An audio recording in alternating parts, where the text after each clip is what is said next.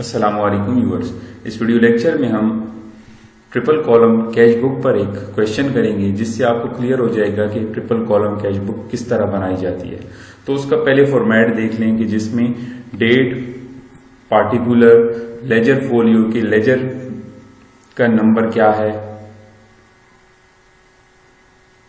Voucher number, amount जिसमें हम cash की अमाउंट लिखते हैं कि कैश आया कितना है, और बैंक जिसमें बैंक से रिलेटेड ट्रांजैक्शन आएंगे, और डिस्काउंट अलाउड में डिस्काउंट अलाउड आ जाएगा। ये सारा जो साइड है इसको हम रिसीट साइड कहते हैं, क्योंकि जब भी वसूली होती है तो कैश में इंक्रीज होता है, और कैश चूंकि एक एसेट है और जब भी एसेट में इंक्रीज होता है वो डेबिट होता है हमारे पास। तो ये जो येलो साइड है इसको हम डेबिट साइड कहते हैं, जो कि लेफ्ट हैंड साइड है, और राइट हैंड साइड जो कि हमारे पास ये वाला है इसको हम क्रेडिट साइड कहते हैं। और इधर जो है तमाम की तमाम पेमेंट्स आएंगी। ये इसका कुछ फॉर्मेट है जिसमें date, particular, amount, bank column है और डिस्काउंट अलाउड कॉलम है। सॉरी, ये डिस्काउंट अलाउड नहीं है, क्रेडिट साइड पर डिस्काउंट रिसीव्ड आ जाता है। ठीक हो गया। तो इस पर एक प्रैक्टिकल क्वेश्चन को स्टार्ट करते हैं। हमारे पास ये क्वेश्चन है जिसमें enter the following transaction in a 3 column cash book of MS Khayyam traders. कि एमएस खयाम ट्रेडर्स की कैश बुक बनानी है और उसमें ये तमाम ट्रांजैक्शन अप्रैल के 1 अप्रैल से लेकर 30 अप्रैल तक जितने भी ट्रांजैक्शन है उनको रिकॉर्ड करना है हमने। ठीक हो गया। तो सबसे पहला ट्रांजैक्शन है जिसमें हमने बताया गया है कि कैश इन हैंड 4000 है एंड ओवरड्राफ्ट विद बैंक ₹6000। कि बैंक में हमारे पास कैश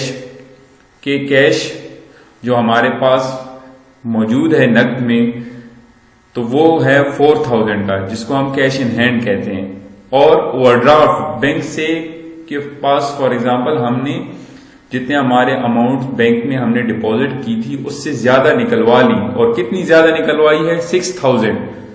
कि फॉर एग्जांपल हमारे पास बैंक में रकम थी 6000 और हमने 12000 कैश विड्रॉ कर लिया, तो इसका मतलब ये हो गया कि 6000 हमने ओवरड्राफ्ट कर लिया और ये हमारी लायबिलिटी है, हमें ये बैंक वालों को वापस करनी है।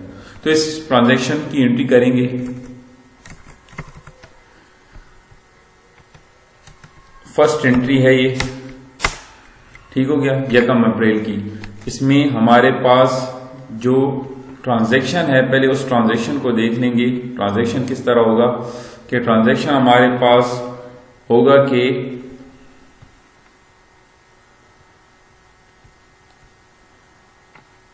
कि हमारे पास बैलेंस ब्रॉड डाउन है, बैलेंस ब्रॉड डाउन कितनी अमाउंट है? 4000 कैश इन हैंड है। ये एसेट है, एसेट का बैलेंस हमेशा डेबिट साइड पर आता है कि हमारे पास पैसे मौजूद हैं 4000 के। और बैंक का जो बैलेंस है वो क्रेडिट साइड पर आएगा, क्योंकि बैंक में जितने पैसे थे उससे ज्यादा हमने निकलवा लिए, और वो कितनी अमाउंट है? 6000 की। ठीक हो गया। और ये अमाउंट किस साइड पर नहीं आएगा, ये अमाउंट में जो है हम कैश रिलेटेड या कैश के बारे में लिख रहे हैं। बैंक के कॉलम में हम ये लिखेंगे 6000 ओवरड्राफ्ट, और ये क्रेडिट साइड पर बैलेंस आ गया। ठीक हो गया। नेक्स्ट एंट्री पर जाते हैं। नेक्स्ट एंट्री में लिखा है कि पेड सैलरीज एंड वेजेस ₹1200। कि हमने सैलरीज और वेजेस अदा की हैं 1200 और रेंट अदा किया है by cheque of ₹400 on personal account of Khayyam. कि पर्सनल अकाउंट जो खयाम का था उससे हमने क्या किया?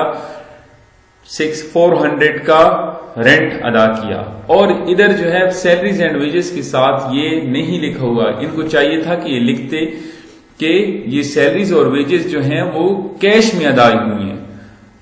और अगर हम ये कैश पर ना रिकॉर्ड करें तो हमारे पास फिर आंसर सही नहीं आता। तो इसलिए हम क्या करते हैं कि इसको एज्यूम करते हैं कि हमारे पास ये जो सैलरीज और वेजेस अदा हुई हैं वो नकद में अदा हुई हैं, कैश में अदा हुई हैं। तब हमारे पास आंसर ठीक आता है।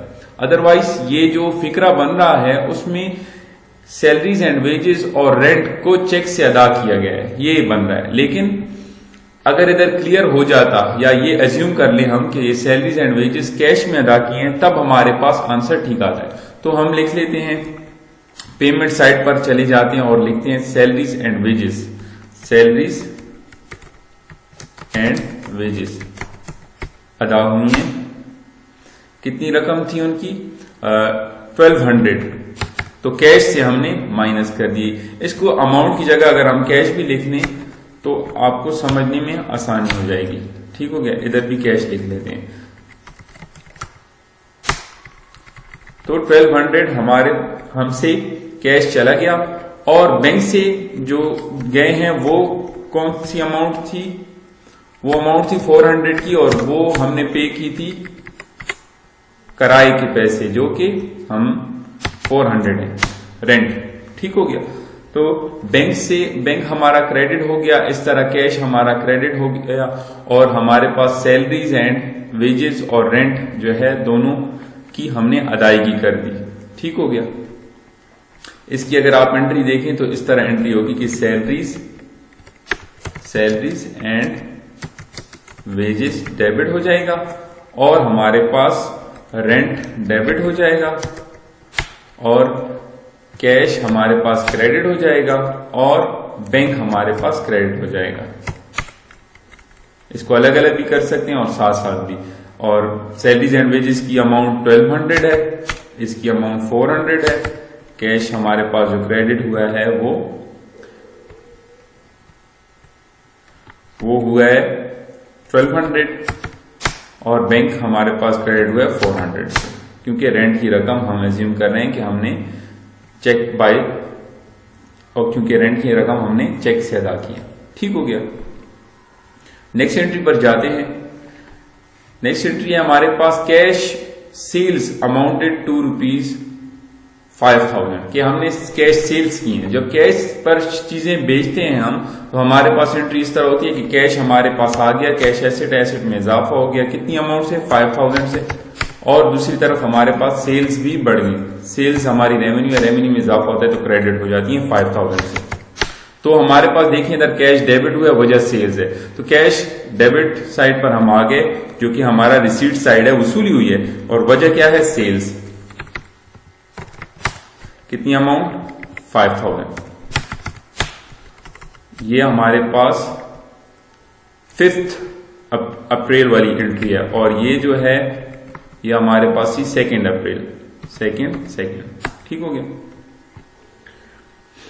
नेक्स्ट एंट्री पर चले जाते हैं। नेक्स्ट एंट्री हमारे पास है पेड इनटू बैंक ₹2000 कि हमने बैंक में जो है कैश जमा करवा दिया, डिपॉजिट करवा दिया। तो जब बैंक में डिपॉजिट करवा दिया तो एक तरफ हमारे पास बैंक में बैलेंस बढ़ जाएगा, तो बैंक हमारे पास एसेट है, एसेट में इजाफा हो जाएगा, डेबिट हो जाएगा। कितनी अमाउंट से? 2000 से। और दूसरी तरफ हमसे कैश चला जाएगा। कैश जब चला जाएगा तो कैश एसेट है, एसेट में कमी आ गई तो 2000 से हमारे पास क्रेडिट हो गया। ठीक हो गया। तो हमारे पास देखिए इधर ये कॉन्ट्रा एंट्री हो गई है। अभी हम पहले क्या करते हैं, इसकी डेट को देख लेते हैं। डेट है हमारे पास 6 अप्रैल, 6 अप्रैल। ठीक हो गया। और इस सारी लाइन को हम रेड कर लेते हैं ताकि हमें याद रहे कि ये कॉन्ट्रा एंट्री है। ठीक हो गया।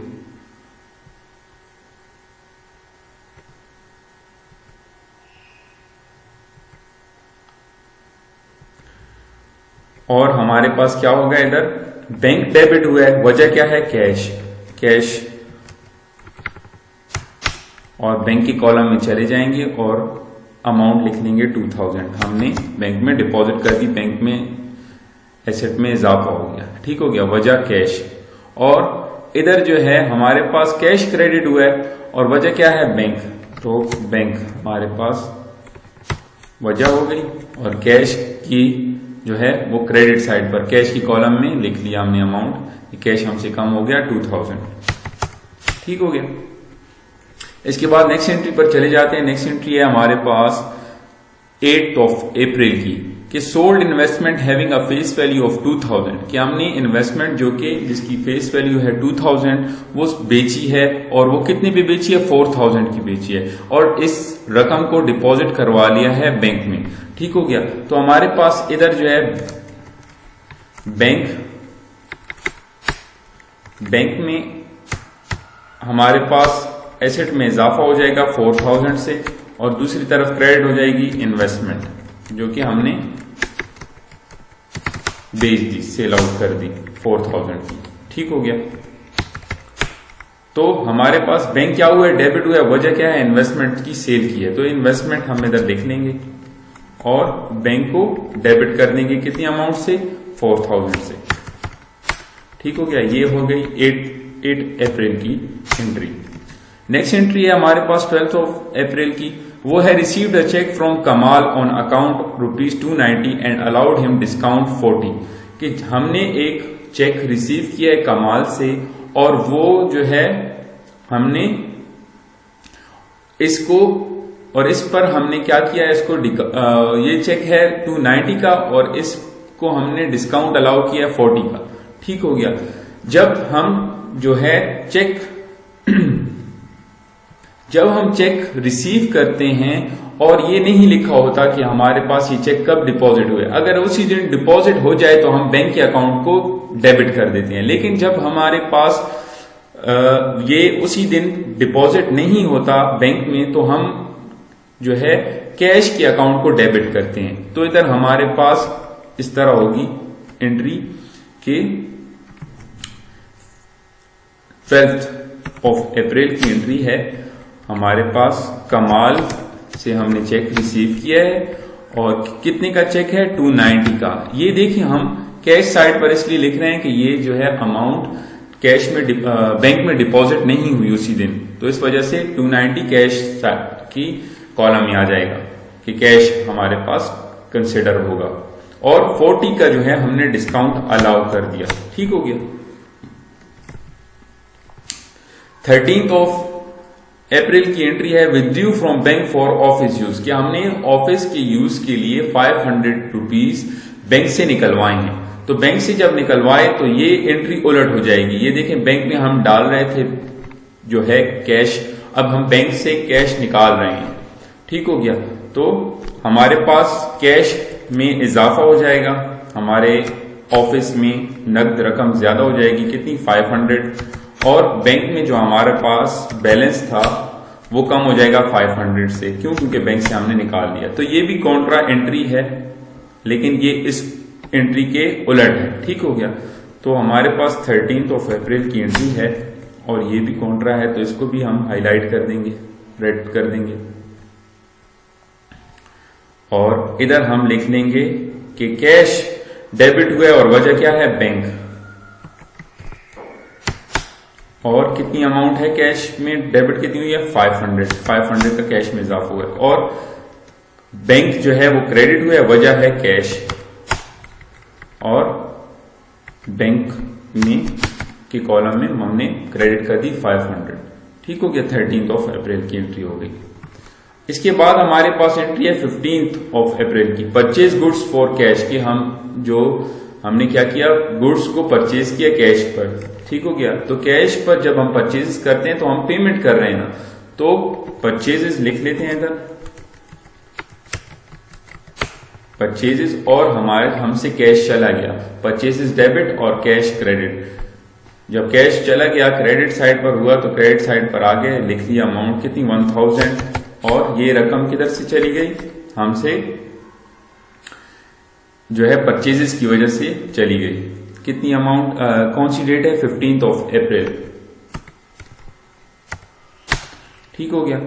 इसके बाद है हमारे पास एंट्री 17 की, issued a bearer cheque on in favour of Aamir of ₹1080 in full settlement of ₹1200, के आमिर का कर्जा था हम पर, और हमने उसको एक चेक दिया 1080 का, और उसको 1200 का कर्जा उसका खत्म हो गया, सेटलमेंट हो गई।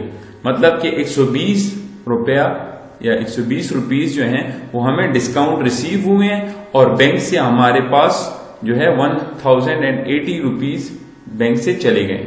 तो बैंक से जब चले गए हैं, पेमेंट की है, तो हमारे पास ये आमिर के नाम पर पेमेंट हुई है और आमिर के नाम पर पेमेंट हुई है। बैंक से हमारे पास 1080 पैसे चले गए और 120 रुपए का हमने डिस्काउंट रिसीव हुआ। ये एंट्री इस तरह होगी कि आमिर अकाउंट डेबिट, क्योंकि आमिर लायबिलिटी थी, लायबिलिटी कम हो गई, खत्म हो गई तो डेबिट हो गए, और दूसरी तरफ हमारे पास बैंक से पैसा चला गया और हमें डिस्काउंट रिसीव हो गया। ठीक हो गया। ये एंट्री है 17 अप्रैल की। ठीक, 17। फिर है हमारे पास entry 18, received cheque from Salim ₹480 in full settlement of 500। मतलब कि हम क्या हो रहा है इधर, ये उसके उधर हम अकाउंट पेबल की 17 में हम अकाउंट पेबल की जो है एंट्री कर रहे थे, उसको पेमेंट कर रहे थे। अब इधर क्या हो रहा है, कोई हमें अकाउंट रिसीवर हमें पैसा दे रहा है और चेक दे रहा है बेसिकली, और ये चेक के साथ भी हमें नहीं लिखा हुआ कि हम ये चेक उसी दिन डिपॉजिट करवाते हैं कि नहीं करवाते। तो इसको हम कैश साइड पर लिखेंगे। 480 रुपीज हमारे पास कैश साइड पर आ गए। ठीक हो गया। तो हम इधर लिख लेते हैं 18 अप्रैल की एंट्री है और हमारे पास सलीम का कर्जा खत्म हुआ है, और ये चूंकि रकम हम ये नहीं लिखा हुआ कि हमने ये रकम उसी दिन डिपॉजिट करवाई है कि नहीं करवाई, तो इसलिए ये जो है कैश में लिखी जाएगी। कितनी अमाउंट लिखी जाएगी, 480 लिखी जाएगी। क्यों? और 20 रकम जो है 20 रुपया जो है या 20 रुपीज जो है वो हमें डिस्काउंट अलाउड हुआ है। तो इस तरह तो 20 रुपए जो है वो हमने डिस्काउंट अलाउड किए। 20 रुपीज जो है 20 रुपीज जो है हमने डिस्काउंट अलाउड किए हैं। ठीक हो गया। तो इसकी एंट्री इस तरह होती है कि cash debit, discount allowed debit और सलीम क्रेडिट। क्यों? कैश आ गया, डिस्काउंट अलाउड हो गया, और सलीम का जो अकाउंट रिसीवेबल था उसमें कमी आ गई, एसेट में कमी आती है तो क्रेडिट हो जाता है। ठीक हो गया। नेक्स्ट एंट्री है हमारे पास 20 अप्रैल की, paid insurance premium in cash ₹100 कि हमने इंश्योरेंस प्रीमियम अदा की है 100 रुपीज की। जब पेमेंट की है तो हम इधर लिख लेंगे इंश्योरेंस की रकम हमने अदा की है। और क्या कैश में अदा की है? तो हाँ, कैश में अदा किया था, लिखे हुए paid insurance premium in cash ₹100। तो कैश में अदा की है तो कैश हमसे चला जाएगा, क्रेडिट हो जाएगा, और इंश्योरेंस जो है वो डेबिट हो जाएगा। कितनी कौन सी डेट थी? ये डेट थी हमारे पास 20 अप्रैल की, 20 अप्रैल। ठीक हो गया।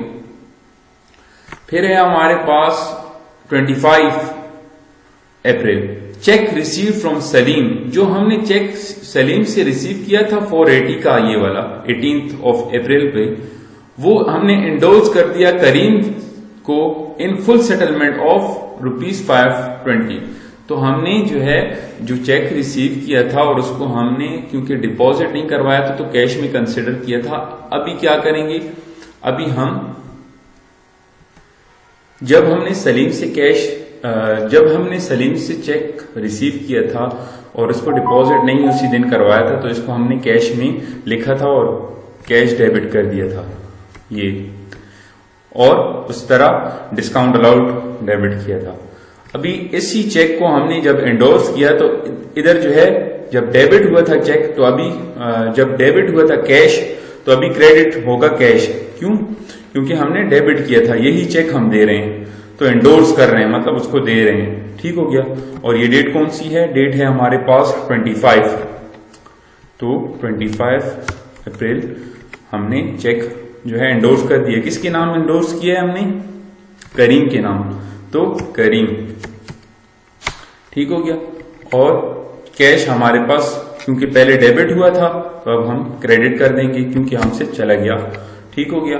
और डिस्काउंट अलाउड कितना हुआ है? 520 का की सेटलमेंट हुए। चेक था 480 का, तो मतलब 520 माइनस 480, तो हमारे पास 40 का डिस्काउंट रिसीव हुआ है। ठीक हो गया। और इसके बाद हमारे पास 29 अप्रैल की एंट्री है। Cheque issue to Karim dishonoured, जो चेक हमने करीम को इशू किया है वो डिसऑनर्ड हुआ है। जब चेक डिसऑनर्ड हुआ है तो इसका ट्रांजैक्शन, इस ट्रांजैक्शन का ना कैश के अकाउंट पर कोई असर होता है ना बैंक के अकाउंट पर कोई असर होता है। तो इस वजह से इस ट्रांजैक्शन को हम रिकॉर्ड नहीं करते। देखें इधर भी लिखा हुआ है hint, transaction for 29 April will be entered in journal proper as it was not as it does not affect cash or bank at all, कि या ना तो ये कैश के अकाउंट को अफेक्ट कर रहा है ना बैंक के अकाउंट को अफेक्ट कर रहा है। इस वजह से इस ट्रांजैक्शन को इधर नहीं लिखा जाएगा, जर्नल प्रॉपर में लिखा जाएगा। ठीक हो गया। फिर उसके बाद है 30 अप्रैल की entry, deposited cash in excess of ₹5,000 in bank account, के हमने जो है ये देखिए 490 है लेकिन इधर 5,000 का लिखना जरूरी है क्योंकि अदरवाइज हमारा फिर आंसर ठीक नहीं आता। तो इसको हम 5,000 करेंगे। ठीक हो गया। तो 5,000 का जो है हमने जो एक्सेस कैश था हमारे पास, इजाफी कैश पड़ा था, वो हमने बैंक के अकाउंट में जमा करवा दिया। तो फिर कॉन्ट्रा एंट्री आ गई हमारे पास, यही सेम एंट्री रिपीट होगी। ठीक हो गया। तो इसको हम फिर दोबारा हाईलाइट कर देंगे और ये 30 अप्रैल की एंट्री है। सही हो गया। और हमने क्या किया, बैंक में जमा करवाए हैं तो कैश वजह है और बैंक का अकाउंट जो है वो डेबिट हो जाएगा कितनी अमाउंट से, 5,000 से, और कैश का अकाउंट जो है वो 5,000 से कम हो जाएगा तो क्रेडिट हो गया। कैश की कॉलम में हमने क्रेडिट कर दिया, वजह लिख ली बैंक की वजह से हुआ है। ठीक हो गया। वही सेम एंट्री रिपीट हुई है। अभी हम जो है इधर टोटलिंग करते हैं ताकि हमारे पास जो है आंसर आ जाए। तो इसका टोटल जो है सम कर लेंगे हम, सम वाला फॉर्मूला लगा देंगे, इन सबको जमा कर देंगे तो हमारे पास ये वैल्यू आती है, सॉरी इसको सम कर देंगे ये इधर तक, तो हमारे पास ये है 10,270 का टोटल कैश हमने रिसीव किया था, रिसीव किया था। और पेमेंट कितनी की है टोटल, इधर भी लिख लेंगे। टोटल इधर पेमेंट हमने की है, यही फॉर्मूले को आप ये आगे भी ड्रैग कर लें और इधर भी यही फॉर्मूला लगा दें सम का।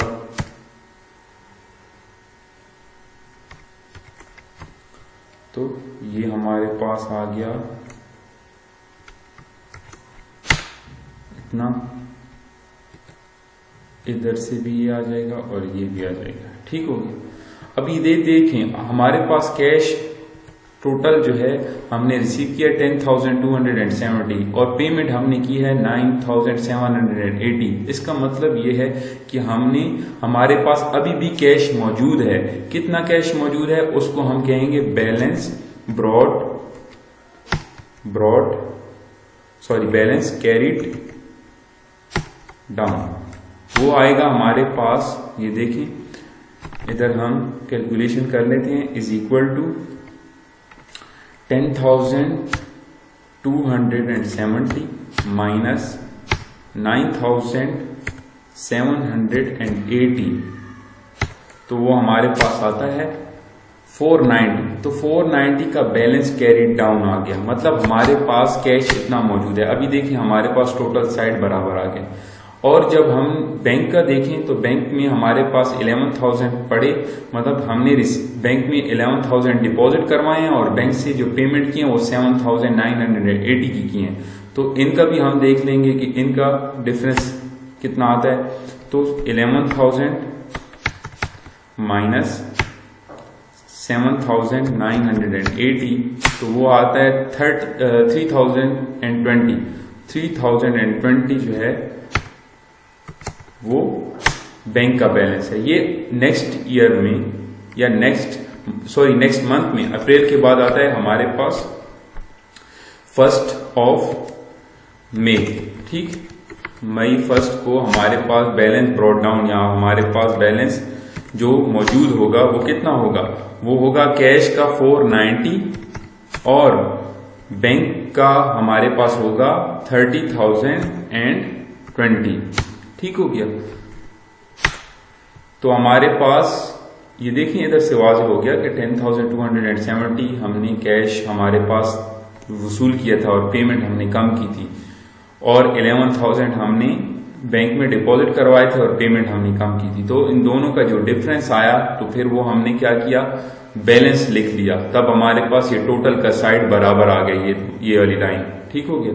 फिर हमारे पास हमने ये मालूम कर लिया कि बैलेंस ब्रॉट डाउन कितना आएगा कि अगले मंथ के शुरू में हमारे पास 490 का कैश गले में या कैश इन हैंड होगा और 3,020 का बैंक में बैलेंस पड़ा होगा, ठीक हो गया। ये था हमारे पास ट्रिपल कॉलम कैश बुक, और इस वीडियो में इतना ही। अगर इस क्वेश्चन में कोई कंफ्यूजन हो तो आप मुझसे कमेंट्स में पूछ सकते हैं। ये क्वेश्चन जो है बेसिकली BS फर्स्ट वालों के लिए किया गया है ताकि उनको जो है ट्रिपल कॉलम कैश बुक समझ आ जाए। Thank you so much for watching.